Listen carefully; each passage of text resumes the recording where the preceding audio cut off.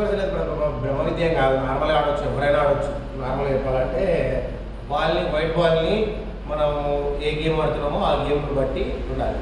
దీంట్లో main rule వచ్చేసి మనం వైట్ బాల్తోనే నెక్స్ట్ బాల్స్ని కొట్టాలి. ఓకే, ఫస్ట్ ఎలా కొట్టాలి ఏంది అనేది నేను ఇప్పుడు చెప్తాను. ఏంటంటే ఫస్ట్ వచ్చేసి మనము ఈ బోర్డు ఆడేటప్పుడు ఈ మ్యాట్ని హిట్ చేయకూడదు. మ్యాట్ అంటే మ్యాటు పోతుంది, ఎందుకంటే మ్యాటు పోతే మనం ఆడలేము తర్వాత. ఓకే, సెకండ్ పాయింట్ వచ్చేసి దీంట్లో 2 మెయిన్ మేజర్ పాయింట్లు ఉన్నాయి. First hand, second hand. First hand ఎక్కడ పెట్టుకుంటున్నాము, ఎక్కడ చేస్తున్నాము అనేది ఇంపార్టెంట్. సెకండ్ వచ్చేసి సెకండ్ హ్యాండ్ ఎలా మూవ్ చేస్తున్నాము అనేది ఇంపార్టెంట్. అది ఎలాగో చెప్తాను చూడండి. ఫస్ట్ ఈ హ్యాండ్ చూద్దాం. ఈ హ్యాండ్ వచ్చేసి మనము ఇలా ఇలా మాత్రమే, అంటే ఎల్బో మాత్రమే మూవ్ చేయాలి. ఇలా ఇలా ఇలా ఇలా ఇలా ఇలా ఇలా చేయకూడదు, అంటే ఇలా చేయకూడదు, ఇలా చేయకూడదు. ఓన్లీ ఈ ఎల్బో మాత్రమే మూవ్ చేయాలి. ఇది స్టిఫ్గా ఉండాలి. సెకండ్ పాయింట్ వచ్చేసి మనకి ఈ హ్యాండ్ అనేది దగ్గరలో పెట్టుకోవాలి. దగ్గరలో పెట్టుకొని లెర్నర్స్కి మాత్రమే దగ్గర పెట్టుకొని బాల్ని సెంటర్లో ఏం చేయాలి. నేను ఇప్పుడు నా చెయ్యి ర్యాండమ్గా పెట్టాను, నేను ఇలా ఇలా అంటున్నాను, పక్కకి వెళ్తుంది. ఈ హ్యాండ్ కూడా నేను పర్ఫెక్ట్గా మూవ్ చేస్తున్నాను, ఇలా ఇలా పక్కకి వెళ్తుంది. ఇలా వెళ్తున్నప్పుడు మనం ఏం చేయాలంటే కొంచెం హ్యాండ్ ఇలా బెండ్ చేసుకోవాలి. ఇలా కొంచెం బెండ్ చేసుకోవాలి.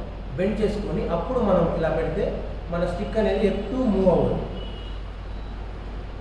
ఓకే, ఇప్పుడు నాకు ఎటు మూవ్ అవ్వకుండా ఉంది. నేను ఇప్పుడు బాల్ హిట్ చేయగలను. బట్ ఇక్కడ ఇది మన చర్మం కాబట్టి కొంచెం రఫ్గా ఉంటుంది. సో అప్పుడు మనం పౌడర్ యూజ్ చేయాలి.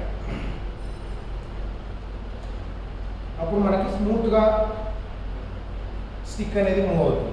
ఇప్పుడు చూడండి, నెక్స్ట్ ఇలా పెట్టారు, సెంటర్ని బాల్ని ఏం చేశారు. మనం ఏ బాల్ అయితే కొట్టాలనుకుంటున్నామో ఆ బాల్కి మనం స్ట్రైట్గా నిలబడాలి.